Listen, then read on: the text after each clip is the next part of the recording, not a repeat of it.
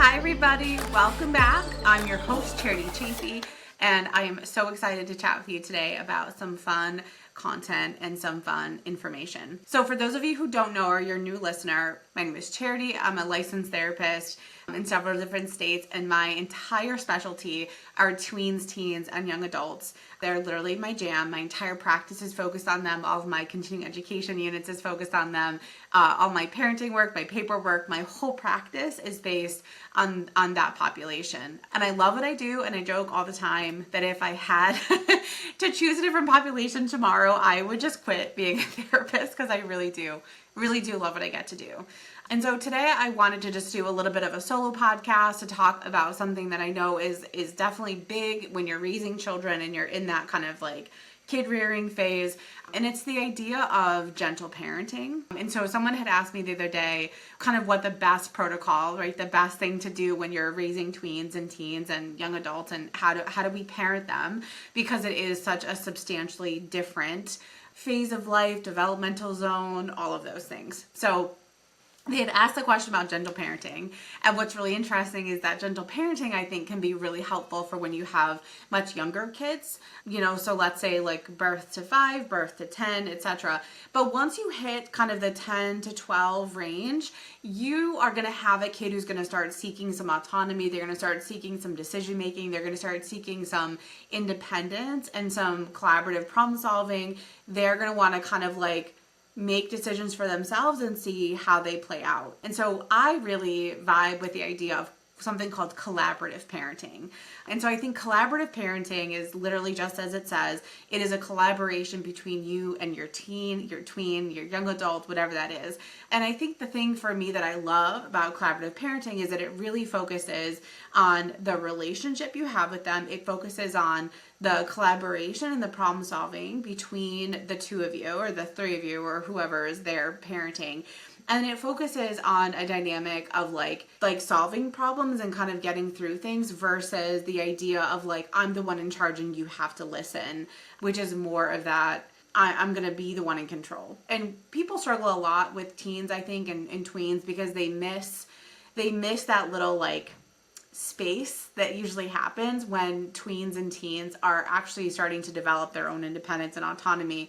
And usually that happens, between like 10 and 13, where you want to kind of like move with them and follow their signals into something that's more collaborative than something that's just like, you're going to do what I tell you to do because I'm the parent and I'm telling you to do it. So collaborative parenting for me has a couple of different components. One is that your collaboration, that relationship is going to be the key to everything. So we really want to protect, we want to support, we want to continue to build rapport, we want to continue to kind of like put money into the bank so that way we have a really strong rapport when we're working through something that's really challenging or takes a lot of effort, right? So that's thing one. Thing two is that we really want to focus on problem solving and not doing for, right? So I think sometimes with tweens and teens, we get into this thing of like, I just want to do it for you. It'll be faster. And like, granted, totally, it's always faster when you have a parent who's just like, I'll do it for you. It's fine. But when we think about all the tenets of being a teen, a parent to a teen or a tween, we want a role model. We want to make sure that we are leading by example, and we want to ensure that they have time and support to learn the things that we're asking them to do. So for instance, if you have a kid who's like, I want to learn how to do my laundry, right? You might have some parents that are like, okay, have at it, go for it. I don't care if you ruin your clothes. I don't care how that turns out. The kid is going to feel maybe like disempowered. They're going to be like, I don't know what I'm doing. Like, how do I do this? They're going to mess it up. There might be some confidence pieces. But the collaborative problem solving part comes in and you're going to say, okay, I hear you want to do your own laundry. What do you know about doing your own laundry?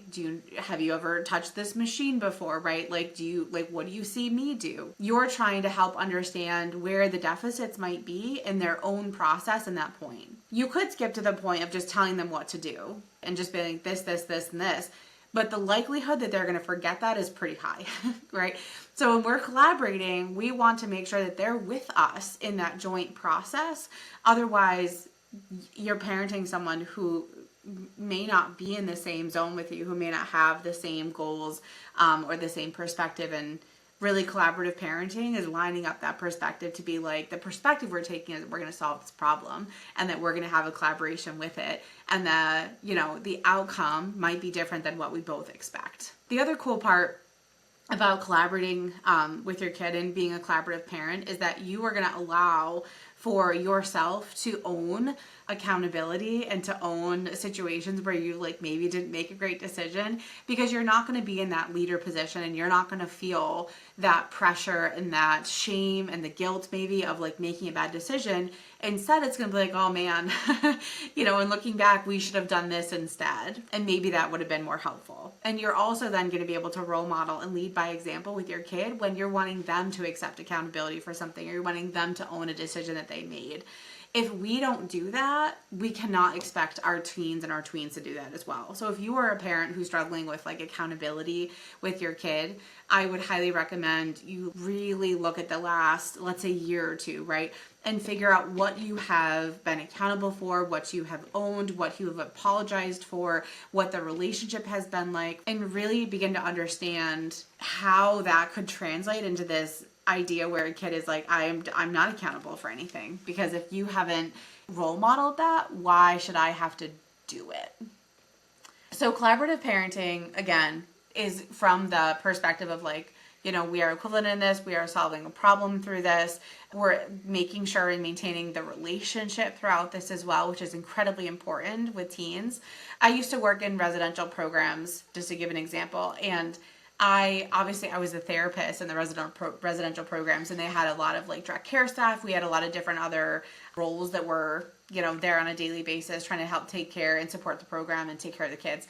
And one thing I will always remember is the fact that I could walk into pretty much any situation with the kid and I knew that I was safe.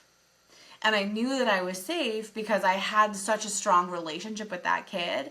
And I knew them inside and out. I knew what the trigger was. I knew the way they like to be calmed down. I knew the way that they like to be supported.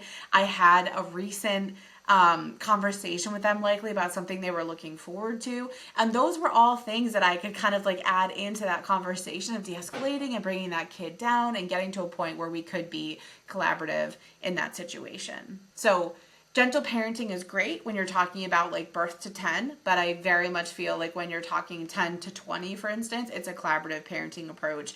And the more you can problem solve, the more you can engage them in that process, the more you can let them lead, the more you're going to get in return, the less they're going to fight you on certain things, because they're going to feel like they're part of the process. They're going to feel like you're allowing them to be part of that and to hear their voice. And that's actually one thing I think, just as a provider, that's so crucial, is that you do have a lot of kids sometimes that end up in therapy that maybe don't want to be there, or maybe have had therapy before, but not great experiences. And I always say to parents in this particular situation, I'm not your mouthpiece, right? I'm not going to sit there and just reiterate the things that you have said to your kid. Obviously, if they haven't gotten through, they're not working, me telling them that and following through and saying all these things that you have been saying repetitively, not going to be helpful. So I am not the mouthpiece for a parent. I'm not the mouthpiece for a family system. I am a mouthpiece for the teen in the family system and wanting to support them with what they need. That's part of my collaborative journey in working with a teen or a tween, is how do we help translate that? How do we help communicate that across, these different lines of communication? Collaborative parenting for me is very much kind of the creme de la creme of parenting a teen. There's a lot of great kind of content creators that talk a lot about that have, for instance, they have hills they want to die on, right? So they have boundaries, they have expectations, they have, those pieces, but they're also very choosy. They pick their battles. They pick what they want to fight. They pick what's really important. And so I think that's the other piece of the collaborative parenting, is that when you're collaborating with your kid, you're collaborating with something that could be very specific to what they want to work on. And then there is kind of this task focused thing that you guys get to focus on together, which is really great when we're talking about building relationships and helping them learn the skills to eventually provide for themselves and live on their own and do the things they need to do. So I think that the thing I love about that is that it really offers the kid a chance to be involved, and it honors where they're at developmentally and cognitively speaking. I don't like, as an adult, getting told what to do and how to do it. And I know that there are a lot of other people that don't like that either. So if you had someone who came in and was like, you have to eat your lunch at 11:30, and you're like, I was going to eat my lunch at noon. Why can't I eat my lunch at noon? That feels very different than being like, hey, we have a little bit of an issue for today. This meeting came up. This is what's happening. This and here. I still want to give you time to do your lunch. When do you want to do that? That is an amazing, conversation to have with the team, where you're like, these are the reasons why, this is what I'm thinking. I want to honor where you're at and what you had planned for the day, maybe. So how can we work together to figure out how to make this work? And here's the thing. Although teenagers might look like they're grown adults, they're not. Their brain is really only half developed if we're thinking about the fact that the brain develops between 25 and 28. So we have half developed brain, at 14, for instance, right? And so we can't necessarily expect them to be adults and to be able to do all these things. And so the support, right, building the structural, or building the bridge, building the skeleton, is the collaborative parenting piece, right? It's how do we have these conversations? It's how do we problem solve these different pieces? What are the options we have? And I might get some parents sometimes that are like, okay, but what if their problem solving doesn't work? Which I gotta say, I don't know a single adult who is successful in every single thing that they do and problem solve. I've done enough DIY projects in my house that I know that even if I'm super well planned, things go wrong. They don't go well. There's something wrong with it, whatever. We have to allow for a certain, zone of error. So we can't expect a kid to problem solve perfectly. We can't expect a parent sometimes to collaborate perfectly. So we have to say, we are building in some time and space for human error when those things happen. And it's also a really great lesson. So for instance, if you're in the middle of a project with your kid working on a task or a skill or something, and they hit a snag and they're like, oh, I didn't think about that, right? I didn't think about that being part of it. That is an amazing opportunity to be like, okay, but here we are now. We can't change anything we did in the past. What do we need to do moving forward? How do we shift this? And that might be an opportunity for you to add in an opinion, or to say, I think we could have done this, or we should do this, or this is why. Because we still have to think about the fact that even though we're parenting tweens and teens and young adults, they're still working on their problem solving stuff. They're still working on emotional frustration. They're still working on all the prefrontal cortex pieces and executive functioning and organization and all that stuff. We can't expect them just to have those skills just because they've seen it. If we're not helping them actively practice that by how we're role modeling in the way that we parent and support them, they may not end up having those skills. Some kids, sure, they can pick it up and they'd be like, I've seen you do this, and that's just how you do it. But most people, most kids, most tweens, teens, it's a work in progress. So the more we can role model that, the more we can be clear about that, the more we can talk about these pieces, the more we're giving them a narrative and an understanding and a rationale to why we're doing certain things and how this plays together and where this fits for them long term. Collaborative parenting all the way. I just can't say enough about it. I know that there are parents out there that struggle, that want to say, oh, you're going to do this because I said so. And the really interesting piece, I've been watching a lot of The Little Mermaid recently for whatever reason. The really fun piece about The Little Mermaid is that is exactly what King Triton said. You can't do this. And then little Ariel, what did she do? She went and did the exact same thing that her dad told her not to do. So when you're thinking about the fact that, as a parent, if you're like, no, don't do that, but you're not really having a conversation, you're not really giving them options, you're not really hearing them out, you may have a kid who's not going to want to be collaborative with you, or has experienced you saying no enough that they're just like, I don't want to do it. I don't want to be collaborative with you because I've given you chances and you've always turned me down. So if you're a parent who's trying to fix the relationship, fix the rapport, it is going to be a slow and steady workup. You're not going to just get to jump in first day to collaborative parenting and have you both get it. Because collaborative parenting might also be a skill that you're working on, and that's okay to own with your kid. It is okay to say, hey, I can acknowledge I have not always been open to your thoughts and feelings, and as you get older, I want to make sure that that is part of it. I want to become collaborative with you and make sure that we're honoring your voice, my voice, needs of the family. Because I think a lot, back to the example of the Little Mermaid, I think so much about what could have been different had Triton actually listened to Ariel.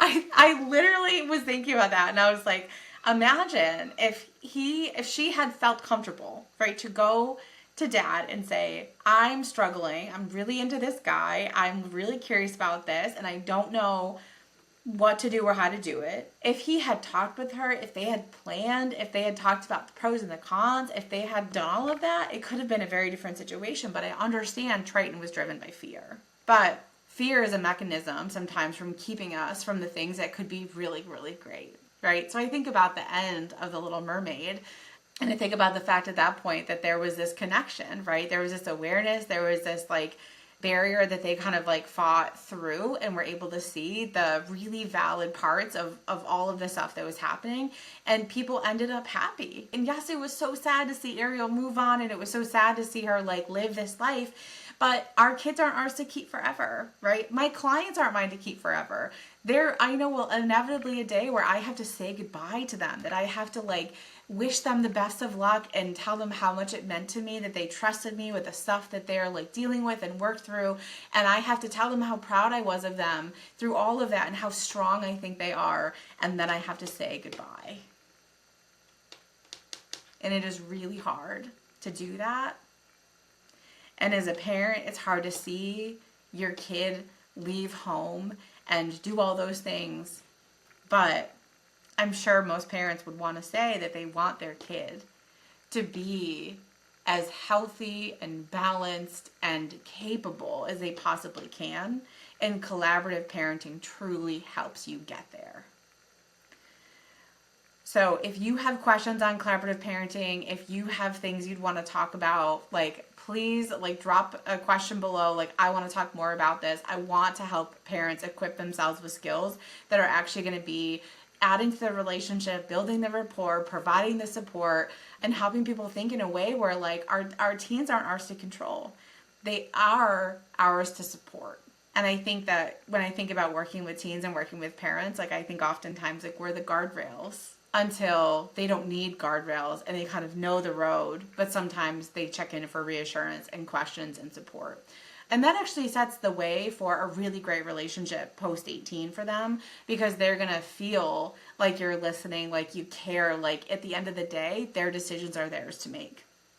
Which in reality, that's what it is, right? Like we want to raise humans that can live successfully in life post being parented. You're not going to be around forever. We want our kids to be successful and, you know, be able to live life without us. And I know as a therapist, sometimes it's the hardest thing to not be needed, right? It's the hardest thing.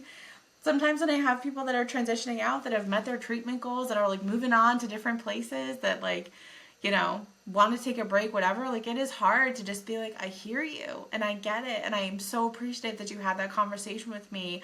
And I like want you to be successful, and I'm here if you need anything.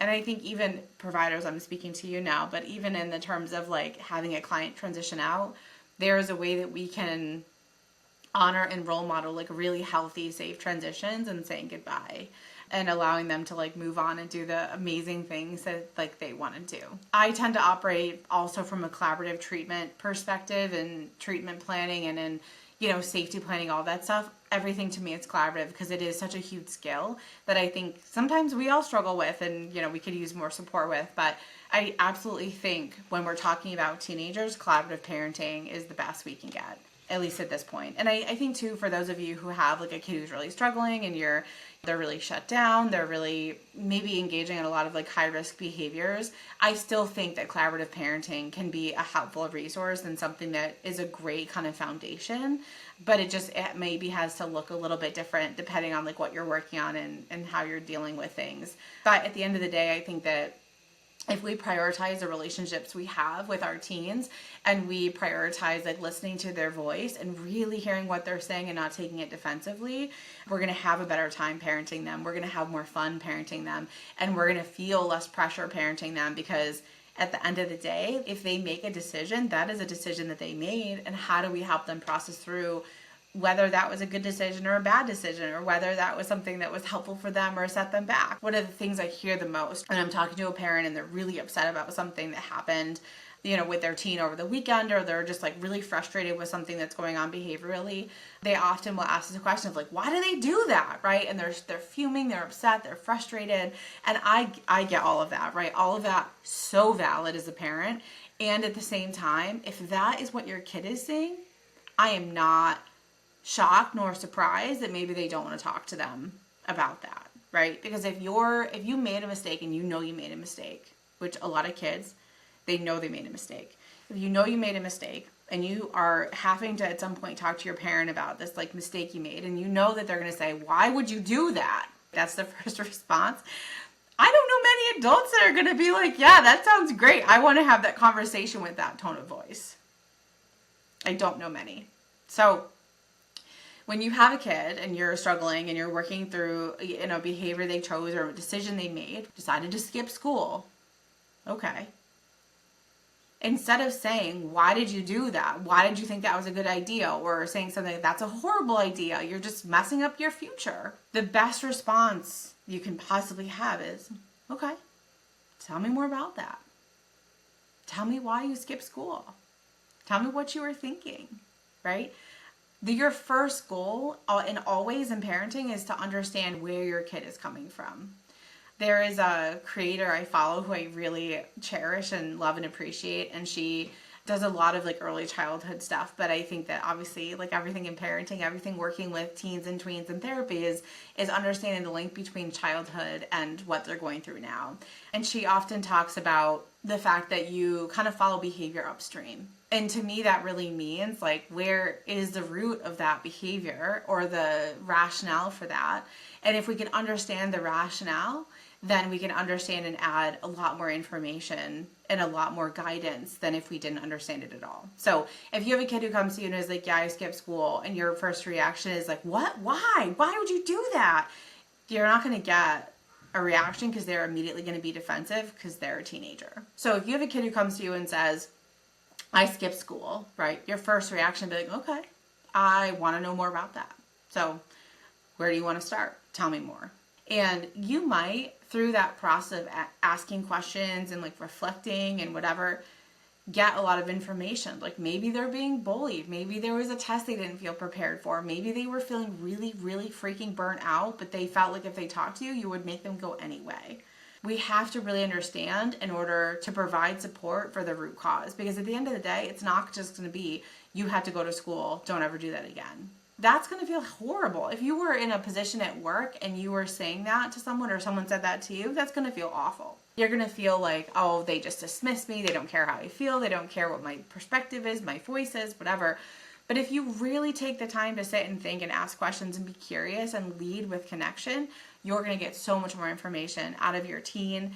Even as a provider, you're going to get so much more information from them to really help understand what they're dealing with and what the root cause is so we can address that. Because at the end of the day, the behavior of skipping school or trying a new substance or cutting or whatever is just the behavior. But there is emotion underneath of that. There is a thought underneath of that. There is a rationale underneath of that we want to understand.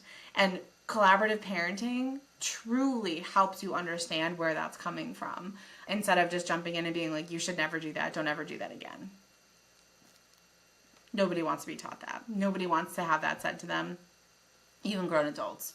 So I think if we are not ready to say that to a coworker, if we are not ready ourselves to hear that, we should not be saying that to our teenagers, because they're human too, and they deserve to have their voices be heard. They deserve to have support and working through the hard stuff. And they're the oldest they've ever been the day that any of this is happening. And we are all learning as humans. We're all starting from a place of learning and support. So I wanted to really do a solo podcast to talk about the differences between gentle parenting, which I think is really great in helping build some narratives and helping build some understanding with boundaries and expectations.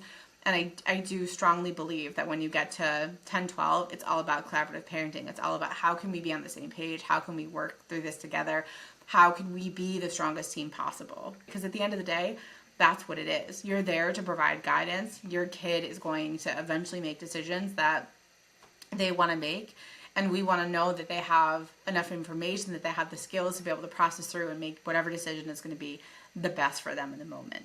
I could talk about this all day because I really think that parenting a teen, especially these days, is really hard, super tricky. And I think I want you guys to have support in doing that, which is why I'm doing the Teens Uncharted. It's why I'm doing this podcast. It's why I'm, kind of building all these resources, because you shouldn't have to be alone in understanding how to parent and how to parent the most effective, efficient way possible to get a best friend kid, or a kid that you actually want to spend time with, like post 18, and vice versa. Anyway, I really could talk forever, but I will let y'all go. If you have any questions or comments on the collaborative parenting piece, I'd love to chat. I'd love to talk more about it. I'm happy to answer any questions you guys have. If you want more information and resources, let me know in the comments. I'm just here to provide good information and good content. So I'm going to sign off, but thank you so much for listening to Teens No Cap today. Again, I'm your host, Charity Chafee. I'm an LMHC focused especially on teens, tweens, and young adults. And I would love to connect with you if I can be of help, or you need any resources, vice versa. But share, follow. I just want to be able to make more content and get this out there for anybody who is struggling in parenting a tween, or if you are someone who is prepping to parent a teen or a tween, you kind of have that age group there. I want to help you. We can do a lot of things preventatively. So follow, subscribe, share, any of those things. Hit me up on any of the socials. I'd love to connect.